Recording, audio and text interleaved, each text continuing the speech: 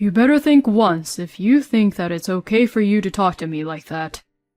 If we get a divorce, then you'll be the one on the street, you parasite." My husband, Will, sneered at me as he said that. Apparently, my husband did not know how much I had contributed to our family. I was so angry that I filled out the divorce papers that he had shoved in my face, right then and there. "You finally signed the papers, huh?" He says that as he smirks at me. Well, you better be proud of your victory while you still can. You'll be the one who gets hurt later, though. My name is Reese. I am 32 years old and I am a full-time housewife. It has been 1 year now since I got married to my husband, Will. One might think that after a year of marriage, one would still be enjoying being a newlywed, but that was not the case for me. My husband became a very strict, bossy husband as soon as we got married. My husband and I met at a blind date. I am a little ashamed to say that I entered the company where I worked for, having graduated from an all-girls college with little experience in love and having romantic relationships. And after becoming a company employee, I was so busy with work that I had no time for romance. When I realized that I had reached this age, I panicked a little and began to participate in blind dates. And that was where I first met Will. He was also an office worker at a company, and he was 2 years older than me. Being of the same age, we had a great conversation, and it was fun. He asked me for my contact information, and after exchanging them, he asked me out on a date. It had been so long that I had forgotten how to go on a date, but he took the lead and we had a great time. After that, Will confessed his feelings for me, and we started to go out. "Since we are at this age now, I want us to be together with marriage in mind." He had said that, and we proceeded with our relationship smoothly, with me being aware of the possibility of marrying him. We continued dating for about a year and then got married. I had never been in a relationship before, and I think it is a miracle that I was able to get married. My friends around me kept saying to me, "It would be perfect if only Reese could find someone good enough for her." And since I was the only one single out of my friend group, I was the one most surprised that I could finally get married. I was so happy to be congratulated by so many people at the wedding, including from my friends and my colleagues from work. I realized that getting married was a really happy thing. But now I think about it, the wedding was actually the peak of my happiness. After marriage, I quit my job and became a full-time housewife, as my husband had asked me to do before, and since becoming a full-time housewife, I worked hard at doing the house chores properly every day, cooking and cleaning, and doing the laundry for my husband. But despite all the efforts, there was one thing which was just hopeless, and that was my husband's earnings. Although my husband had asked me to be a full-time housewife, he earned less than I had expected. We could manage to make ends meet and live together, but it was still difficult to be luxurious, and it would be very difficult if we ever had a child. But my husband put a lot of pressure on me by saying, "I'll do my best to earn money, so don't slack off on the house chores." I think I should really ask Will to have the company increase his income a little more, or I should earn money doing a part-time job. But my husband seems to value that a wife should definitely be a housewife, and it seems difficult for me to tell him how I wanted to work. So I have been living off from my own savings when I go grocery shopping most of the time. Whenever I tried to cut back on the budget for food, my husband would immediately ask me, "We don't have much dishes today. Why are you slacking off?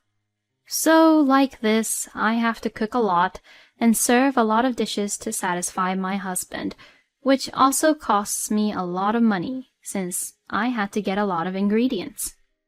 When I add in the rent, utilities fee, and other expenses, my husband's salary leaves us with at most $100 each month. Because of this situation, I cannot even afford to buy my own clothes or cosmetics. Still, I had fallen in love with my husband and married him, so I wanted to make sure that our life as a married couple was good. But then, in the midst of all this, my husband complained to me. Hey, the money I can use this week, isn't the amount a little too small? I mean, $100 is really nothing. What? But... What do you mean, but? I'm gonna get a little more money from our shared account, okay? How much are you going to take then? About $300, I think. No, that's a little too much, don't you think? Excuse me? What the hell are you saying? If I say I'll take some money, I'll take some money here. But... Since Will was too clueless, I thought that I had to tell him this, so I said this to my husband boldly. With the amount of what you earn, Will, we can only have you take $100 from our shared account. What? There's no way. Your way of controlling the family finances is clearly not good. But even if you say that, I can't have you take more than $100 while you won't let me cut down the budget for our food. You really are a useless scumbag wife. Excuse me? When I had boldly argued against him to let him know of our current situation, he began to treat me horribly. If you go against me like that, then I'll divorce you. Huh? Why would you even say that you'll divorce me? It's because you won't obey me. Do you realize that if I leave you, you'll have no choice but to become homeless? So just obey and do as I tell you to. And my husband forcibly took $300 out of our shared account and forced me to make ends meet with the rest of the money that we have. But when I cut back on the food budget, Will would make a scene and complain again, as usual. At this rate, we would not be able to make a living, and we would just lose more and more money. So I made up my mind to get a second job. I'm actually really good with computers and machines, and I was an engineer when I previously worked at the company. I found a site where I could register and work as a freelance and receive requests to create web pages and help out with IT-related services. I put my working experiences and other information so that I could get work. At first, the jobs were pretty cheap, but I was still happy to get them. Even if it was only $100 to $200, it would still be a lot of help. And it was kind of fun to be able to work for the first time in a while. From then on, I worked hard to get more and more jobs on my own. Then, as my performance increased, the unit price per case went up. I found myself earning about $500 a month about 3 months after I started the freelance work. With $500, I can afford a lot of things. Earning some money seemed to stabilize my mind with all the concerns I had, and I was able to spend my daily life more peacefully than before. But recently, my husband began to spend money really lavishly compared to before. He started buying expensive clothes and accessories. Hey, aren't you spending too much on your clothes and your accessories? I mean, how can you buy such things with the $300 that you have? I simply wondered how he was buying things, so I asked him. Then my husband said something which shocked me. Oh, well, I withdrew money from our shared account and spent it, of course. What? You said you don't have any money, but you have it all saved really well. I quickly checked the bank book on the bank app of our shared account. Then it turned out that the money I had saved on the side had decreased by a lot. Oh no! Since you lied to me that we don't have much money, I'll reduce the amount of money I give you. Huh? And I'll be taking $500 per week for me to use it for the week. No way! That's too much! How much more do I have to cut back? As you can imagine, I had reached my limit. I couldn't let my husband do whatever he wanted any longer. You should at least understand my hardships a little. I'm working so hard on your limited income, and I think you should at least be praising me and being grateful for it. When I said that, my husband's face turned red, and he got angry. You've got to be kidding me. You have some nerves to insult me, huh? Wow, you really pissed me off. Now I'll be taking $700 a week. If you don't agree to it, I'll divorce you. Saying that, my husband took out some documents from a drawer. I beg your pardon? Why do you have these divorce papers? I prepared all this just to make you feel threatened. So if you ever go against me anymore, I'll really divorce you. This is just completely unbelievable. How can Will be so arrogant and selfish like this? But unfortunately, at that time, I was still earning a small amount with my side job. If possible, I would like to raise my income a little more. Besides, now that my husband has taken the liberty of increasing the amount of money which he would take for the week, if I don't raise my own income, the cost of living will become really harsh. I worked harder than ever and tried to take on more work. But then one day, my income suddenly increased. I began to receive work from several clients on a daily basis with a higher price. I found myself earning about $4,000 per month. At this point, I didn't need a husband who was being very bossy and strict with me even though he didn't make much money. Then, around that time, my husband began to pick on me again. You really don't have much variation in the dishes you make. You really are a useless, good-for-nothing wife. You're a full-time housewife, so why are you so bad at doing the house chores? You're not even pretty, and you're useless as a housekeeper. You're the worst. What do you mean, a housekeeper? Have you been looking at me like your housekeeper instead of your wife? Of course. I took in a dull, plain woman like you as my wife, so you better be grateful I even did that for you. Excuse me? I can't believe you. You really are the worst. You better think once if you think that it's okay for you to talk to me like that. While saying that, he took out the divorce papers and shoved it into my face.